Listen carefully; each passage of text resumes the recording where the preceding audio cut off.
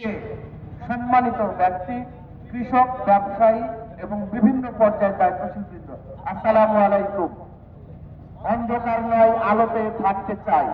বিদ্যুৎ আমাদের অধিকার, বিদ্যুৎ চাই রাষ্ট্রকে দিতে হবে। রাষ্ট্র যে 54 বছর ধরে চর আষাঢ়িয়াদহ ইউনিয়নের সাথে বৈষম্য করেছে, সেই বৈষম্যের প্রতিকার চাই। বিভেদ নয়, ঐক্য চাই। চর আষাঢ়িয়াদহ ছাত্র কর্মজীবী জোটের মাধ্যমে চর আষাঢ়িয়াদহ ইউনিয়নের কিছু করতে হবে, এই ব্যাপারটি আমার মাথায় এসেছে বলে আমি মনে করি। বিশেষ করে চর আষাঢ়িয়াদহ ছাত্র কর্মজীবী জোটের সভাপতি বাবু হাসান মিঠুন ভাই, সেক্রেটারি আমির হোসেন ভাই এবং মানসুর ভাই আর আলী আসলাম ভাই, এই চারজন ব্যক্তিকে আমি ইন্ডিকেট করে বলছি, তিনাদের দিক থেকে মানে তিনারা যে চরের ব্যাপারে এত পেরেশানি এবং চরের জন্য কিছু করতে হবে, এই ব্যাপারটা থেকে চর আষাঢ়িয়াদহ ছাত্র কর্মজীবী জোটে আমি যুক্ত হয়েছিলাম। শুরুতে সেভাবে যুক্ত না থাকলেও আন্দোলন যতটাই বেগবান হয়েছে, আমার তৎপরতা ততটাই বৃদ্ধি হয়েছে বলে আমি দেখেছি।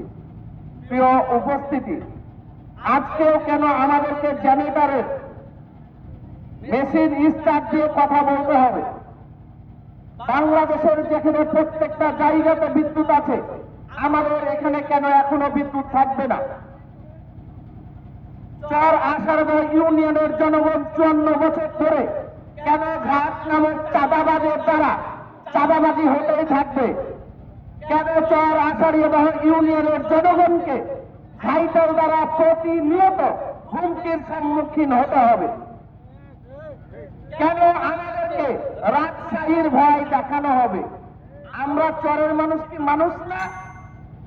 যারা অপর মহলে রাজনীতি করেন বিভিন্ন দলের, তারা যতই রাজনৈতিক হুমকি দেখান, চর আষাঢ়িয়াদহ ইউনিয়নের 60,000 জনগণ দল মত নির্বিশেষে, বংশ ঐক্য ধর্ম নির্বিশেষে এক হয়ে আছে, এক থাকবে ইনশাআল্লাহ। যতই বিভেদ লাগানোর চেষ্টা করেন, এই বিভেদকে উঠে আমরা ঐক্য থাকবো চর আষাঢ়িয়াদহ ইউনিয়নের ঘাট স্থায়ী বাতিল না হওয়া পর্যন্ত। এই মাথায় আমি বলেছিলাম, যদি ঘাট বাতিল করতে গিয়ে প্রথম গুলি কেউ খায়, আমি আব্দুল্লাহিন কাফি খাবো। তার প্রমাণ আমি দিয়েছি, গুলি খাই নাই। বাট এই ঘাটের জন্য প্রথম ধাক্কা জেলা পরিষদ অফিসে আমাকে দেওয়া হয়েছিল। আজকে আমি এই মঞ্চে কথা দিচ্ছি, এই ঘাট নামক মরণ ফাঁদ থেকে যদি স্থায়ীভাবে মুক্তি নাও পাই, আমি যদি জীবিত থাকি, চর আষাঢ়িয়াদহ ইউনিয়নের একজন জনগণকে এই ঘাটের চাঁদাবাজির কবলে পড়তে হবে না।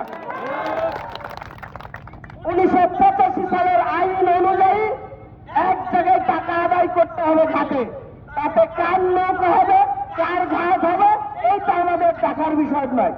রাষ্ট্রীয়ভাবে যদি আমি চিন্তা করি, রাষ্ট্রের সংবিধানে লেখা আছে স্পষ্টভাবে, রাষ্ট্রের সকল শক্তি, রাষ্ট্রের সকল ক্ষমতার মালিক হচ্ছে জনগণ। আমরা জনগণ যেখানে ঘাট চাই না, এই সরকার কিভাবে ঘাট রাখতে পারে?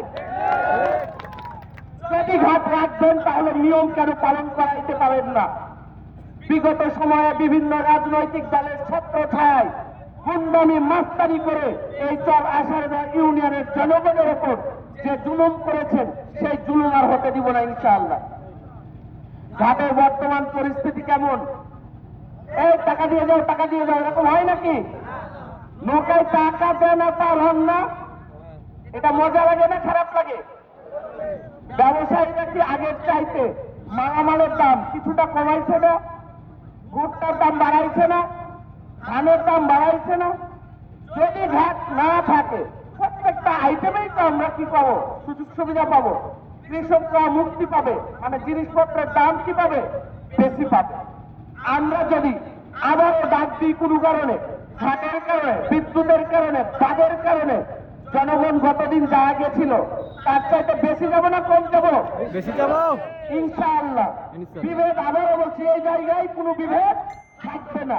রাজনীতি যে যার জায়গায় করবো, চর আষাঢ়িয়াদহ ইউনিয়নে দাবি আদায়ে আবারও আমরা কি হবো?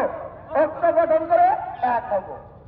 বিদ্যুতের ব্যাপারটা বিদ্যুৎ বিভাগের যারা চাকরি করে তারা বেশি বলবে, তাদের ব্যাপারটা আমির ভাই বলছে, আমি ঘাটের ব্যাপারে আর 1 মিনিট কথা বলে শেষ করব। সর্বশেষ ঘাটের তদন্ত কমিটির রিপোর্ট এখন পর্যন্ত জমা দেয়নি। আমি বিভাগীয় কমিশনার অফিসারের সাথে কথা বলে আসছি, তিনারা 3 দফা বসেছে, 3 দফা বসেও এখন পর্যন্ত রিপোর্ট ফাইনাল করে নাই।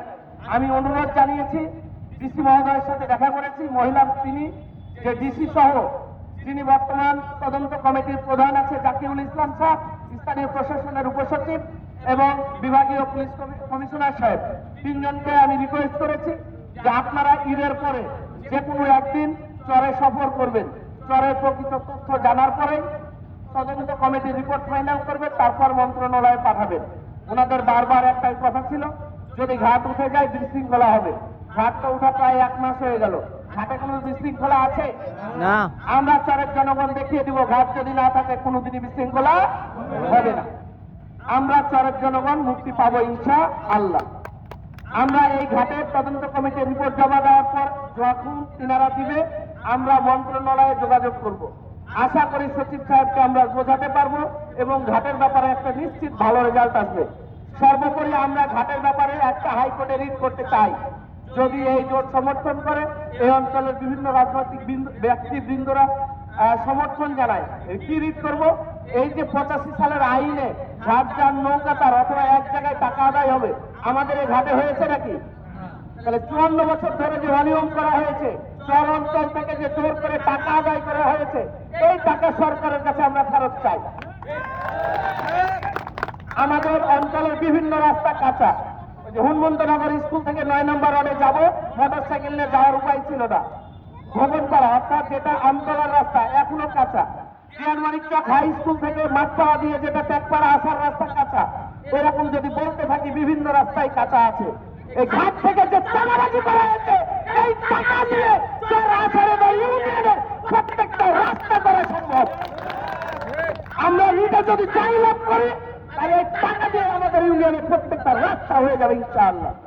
সর্বশেষ মসজিদে নামাজের সময় হয়ে যাবে, আন্তরিকভাবে আপনাদের কাছে ক্ষমা প্রার্থী। এই চড়া আষাঢ়িয়া দহ ছাত্র কর্মজীবী জোটের কাছে একান্ত ব্যক্তিগতভাবে আমি ক্ষমা চাচ্ছি। মানবিকতা কি, চড়া আষাঢ়িয়া দহ ইউনিয়নের জন্য কিছু করতে হবে কি, এই ব্যাপারগুলো আসলে তাদের কাছ থেকে, বিশেষ করে মাহবুব ভাই, আমির ভাই সহ মঞ্চে যারা আছেন, এই পাশে সোহেল ভাই, শামীম ভাই সহ, আসলে আমি অনেক সাপোর্ট পাইছি সবার কাছ থেকে এবং এই সাপোর্ট নিয়ে চেষ্টা করব এই চর অঞ্চলের মানুষের জন্য কিছু করার।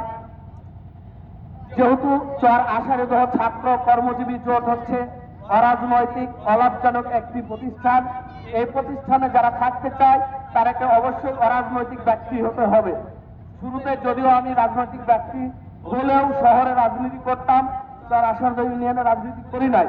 যেহেতু ব্যক্তিগতভাবে আমি চর আষাঢ়িয়া দহ রাজনীতিতে সক্রিয় হতে চাচ্ছি, এই বিভিন্ন আন্দোলনে যুক্ত থাকার সুবাদে আমি দেখেছি রাজনৈতিক ব্যক্তিদের দাপটটা অনেক জরুরি এবং রাজনৈতিকভাবে ভোট ছাড়া কোনো জিনিসই সম্ভব না। এবং নির্বাচিত প্রতিনিধি যদি হয়, যে কোনো কাজ করাটা অনেক বেশি সহজ। অনেক বিষয় চিন্তা ভাবনা করে আমি চর আষাঢ়িয়া দহ ছাত্র কর্মজীবী জোট থেকে ভরাক্রান্ত মনে অনেক কষ্ট নিয়ে আজকে পদত্যাগ করছি। আমি চর আষাঢ়িয়া দহ ছাত্র কর্মজীবী জোটের সাংগঠনিক পদে ছিলাম এতদিন। আমি পদত্যাগ করে একজন সমর্থক হয়ে আজীবন এই চর আষাঢ়িয়া দহ ছাত্র কর্মজীবী জোটে থাকতে চাই। অথবা এই জোট যখন যেভাবে আমাকে মনে করবে, যদি কাজে লাগাতে চাই আমি সর্বোচ্চ সহযোগিতা করব। যদি জোট কাজে লাগাতে না চাই আপত্তি নাই। আমি আমার রাজনৈতিক পরিচয়ে, আমি চরাঞ্চলের একজন মানুষ হিসেবে, আমি চরের একজন মানুষ হিসেবে, আমি এই চরের 60,000 জনগণের একজন জনগণ হিসেবে এই চর অঞ্চলের যে দাবি দাওয়াগুলো চলমান আছে, বিদ্যুৎ, ঘাট, নদীবাঁধ, রাস্তা, শিক্ষা, চিকিৎসা, এই 5টা থেকে 6টি বিষয়ে আমি সর্বোচ্চ চেষ্টা করব এই আপনাদের সাথে নিয়ে, আপনাদের সাথে থেকে আমি ইনশাল্লাহ চেষ্টা করব। আবারও আমি চর আষাঢ়িয়া দহ ছাত্র কর্মজীবী জোটের কাছে, জোটের ব্যক্তিদের কাছে, জনগণের কাছে, বিভিন্ন রাজনৈতিক নেতৃবৃন্দের কাছে ক্ষমা চাচ্ছি। আমার কথার দ্বারা, আমার ব্যবহারের দ্বারা যদি কোনো কারণে আপনারা কষ্ট পেয়ে থাকেন, আমি সবার সহযোগিতা চাই, সবার দোয়া চাই। আগামীতে ইনশাআল্লাহ আমি যেন চরের মানুষের কিছু করতে পারি, সেই ব্যাপারটাই সর্বোচ্চ সহযোগিতা চেয়ে আমি আমার কথা আজকে এখানেই শেষ করছি। আসসালামু আলাইকুম ওয়া রাহমাতুল্লাহি ওয়া বারাকাতুহু।